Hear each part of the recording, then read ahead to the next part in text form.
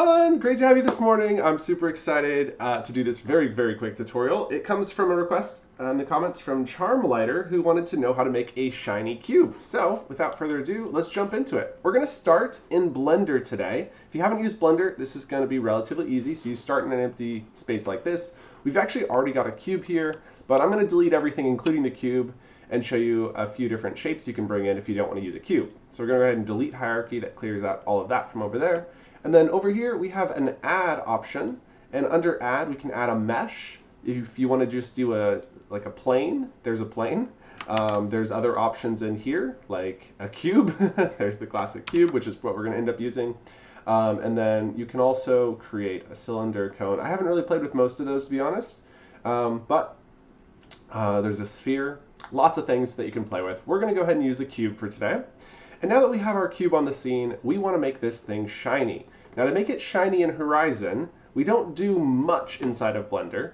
We go to the Materials tab so that we can create a material. We're going to call this Metal, and that's just the material name. This allows us to give Horizon a material named Metal and it to connect it to this material or this object. And so now that we have this cube, we're going to go ahead and click File, Export as FBX.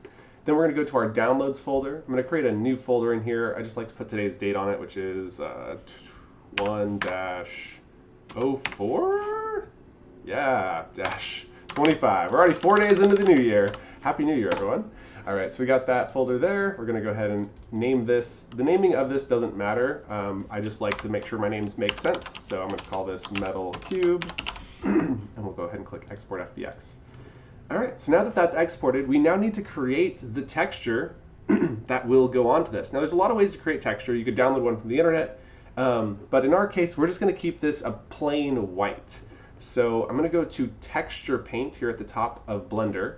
You could use Photoshop or any other photo tool for this, but this one's pretty easy to use with regards. So I'll be showing you how to use it here. We're going to then click Create New. Because this won't have any actual texture details, I like to set it to 3232. I don't think that actually matters. You can probably keep it at 1024, simply because it's a solid color. But I like to keep my texture sizes small. I don't give it a name, but I do click on the color. And now, if you remember in primitives, our colors for metal that look best are usually a bright white. So I'm thinking I'm going to do the same thing here and just stick with white. We could tint it and like choose one of these colors here, but we're just going to stick with a simple 1, 1, 1 on our RGB, so it's completely white, and press OK. So this is our metal texture. I'm going to go ahead and click File, Export, or excuse me, Image, Save As. A little bit different saving menu there. We're going to go to that same folder, which I put in Downloads 1425. And now this name does matter, and so it's going to be called metal_BR. BR stands for base color and roughness, and so the alpha is your roughness channel. So we might want to change the alpha to adjust the roughness. So currently we had set the alpha, if you remember, to 100%. It was in the new, when we were creating the image, when we clicked on color, you could see alpha was set to 100%. So that means 100% roughness, which I believe means it's going to be shiny. If we set that to 0, it should be more matte. I'd probably even go midway, but we're just not going to adjust that today. But we are going to create a new image now, and this is the part that makes it metallic. And so this is called MEO, which stands for Metallic Emission and Occlusion. And those are made out of your red, green, and blue channels, where the red channel is how metallic it is. We're going to set it to 100%, so 1.00. We do not want it to emit light, so we're going to set that to 0. And we don't want it to be occluded, so we're going to keep that at 1. It's confusing, because I would assume that 100% occluded means it's completely occluded, but it doesn't. It means that none of it is occluded. So, and then alpha channel doesn't actually do anything, so we're just going to go ahead and press OK. We can then click Image, Save As, and this is going to have a similar name. So I'm going to click on this to get the same name, but then we're going to change it from BR to MEO so that it knows when we import this into Horizon that this is the metallic emission and occlusion channels. We'll go ahead and click Save As Image, and voila, we're done in Blender. We can now, don't need to save any of that because we've already exported FBX. I am going to create a new world. No, I'm going to jump into my class from yesterday's world. And then we'll just bring it out here because this is pretty simple. I don't need to create a whole new world just for a metal cube. And so we're traveling in right now. Any second now. There we are. And now we're going to go to our Assets tab, click Add New, 3D Model. I don't preserve offsets. I recommend turning that off. We'll click Choose File on your device. We're then going to our Downloads, and then in Downloads we'll find those 3 files, selecting all at the same time by holding Shift on the keyboard and clicking. We can then click Open, and with those 3 files here, we'll quickly say that preserving offsets is really like a scripting thing most of the time. This basically allows you to set for a door, the door hinge point where it rotates, and in every other case you want it to be right in the center of the object, so I recommend turning it off.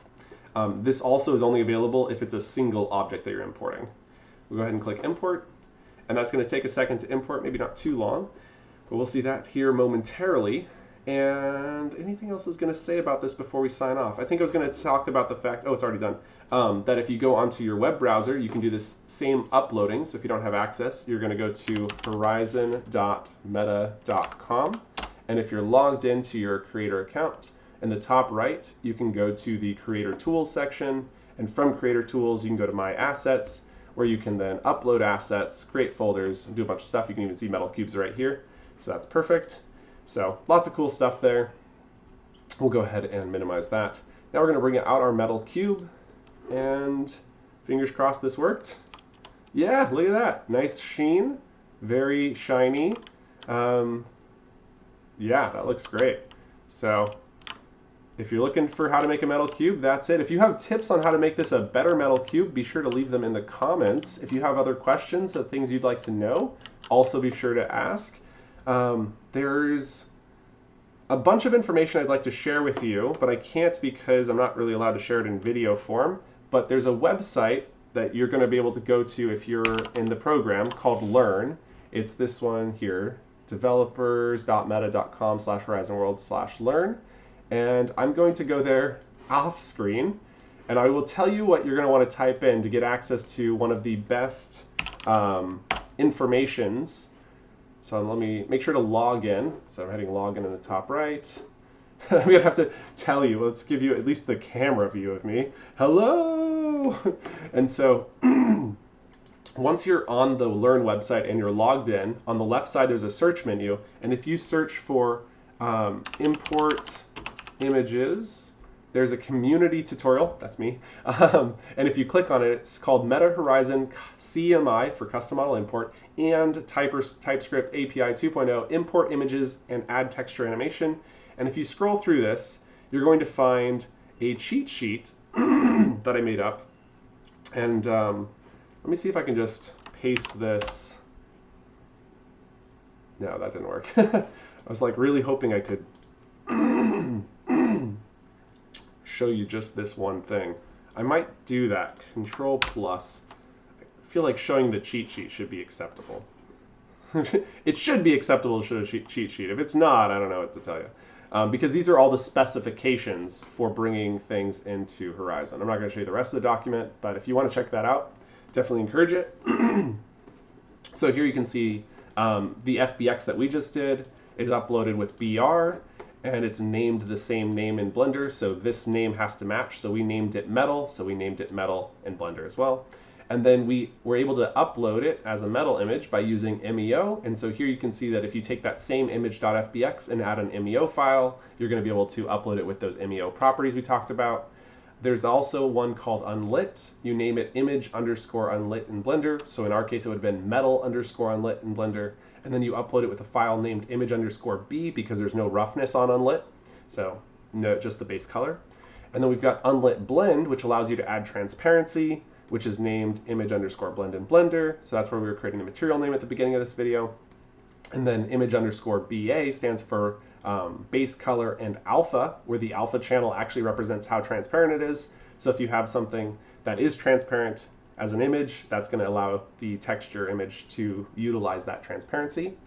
Then there's also transparent images. These ones are a little bit more difficult to use than the unlit blend because the alpha is actually stored in image_Mesa, where M stands for metal, E stands for emission, S stands for specular, which is very similar to occlusion, and A stands for alpha. So your alpha channel isn't stored in the image itself, it's stored over here, and getting that alpha information over to your Mesa file is kind of complicated. If that's something you guys are interested in, feel free to ask, and I can potentially put together a tutorial on how I do that. Anyway, so that's what the comments are for, guys. But anyway, that's uploaded with a standard image underscore BR, which is your base color and roughness, and then named image underscore transparent in Blender. Masked images are similar to transparency. You get to use the alpha channel that's in the image itself, which is just as good as unlit blend. The big difference here is that it's masked, and so unlike a, I might need to scroll that up for you to see it. And then so unlike the transparency that you get with unlit blend in the transparent image, masking has 100% solid or 0%, like it's completely transparent. So if you have your image with partial transparency, it's going to do what's called dithering. And we can quickly look up an image of dithering. And so dithering is not something you really want to do. It looks like this. Basically, instead of being transparent, it does off and on pixels. So some pixels are transparent, some pixels are not. It's not great. So you really want to use masked images for things that are like cut out. So like we type masked logo, you're going to see it's like cookie cutter type logos and things where it's 100% solid and then 100% transparent. Another good example of this would be like, I was really hoping to get something. Let's go to image tools, color, use transparency. And then I can probably, like this one's probably a good example where it's transparent behind it, but then this is all solid. So that's a good example of something that would come in masked really well. And then anyway, that's named image underscore masked in Blender. You upload it with an image underscore BA, which is rather than BR because there's no roughness on things that are masked. That is interesting. I don't know where the roughness channel went, guys. I don't think masked images are unlit. So it will have some sort of default roughness. I'm not sure where that's coming from, but that's a good question. UIO images are for animated images or for anything that's supposed to be like a user interface. These are called user interface optimized, is what UIO stands for. It's named image underscore UIO in Blender. And then, oh, the ER got lost. And then it's uploaded with a file named image underscore BA. And this one behaves just like a masked image, with the big caveat being that it has a higher MIP mapping, I think is the best way to put that. It's okay if you don't know what that means. Basically, it means that it's going to be higher resolution because it's this user interface. It's designed to be like closely interacted with. You don't want to overuse this because they are a little bit more intense than using a masked image. But if you do have a place where you need it to be user interface-like, where it's going to have really high quality, this is the type of image you're going to want to upload. Beware though that it is masked, so there's no transparency support. Okay, that is basically the bulk of what I wanted to share with you that I felt like I couldn't share with you because of this locked off. But yeah, feel free to go check that tutorial out on your own on the Learn website that I mentioned. Without further ado, I'll let you guys, was there anything else? I think that was it. Yeah, okay. Have a great day, have a great weekend, and I will catch you in the next one. Bye!